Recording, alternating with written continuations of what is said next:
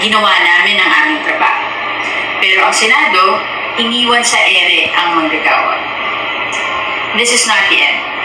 Hindi barya ang kailangan ng mga manggagawa. Ang kailangan nila, sahod na makatao, sahod na makatarungan. The House stands with labor and we will keep fighting. Una-una, yung spokesperson ng House, si Princess Abante, she should do a lot of research first before opening her mouth. Una-una, sinabi niya the Senate killed the wage hike, the legislated wage hike. But that is not true. We passed the legislated wage hike, the amount of 100 pesos, last February 19 of 2024.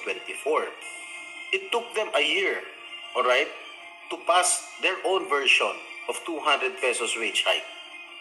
At gusto nila mag-BICAM 2 days before adjourning Senate DA. How can we do that? Halimbawa pumayag ang Senado, 200 pesos. I-adapt namin yung House version. Ano sa tingin mo in the future? Lalong maraming mawawala ng trabaho dahil maraming magsasara ng mga kumpanya. Because they cannot afford it.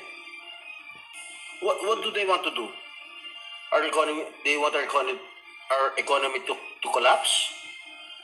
Mag-isip muna sila bago sila... Talaga bang ganito na ang gagawin ninyo? Yung impeachment, pinadala nyo, huling araw na lang ng sesyon namin. Ito, ganun din, huling mga araw ng sesyon namin.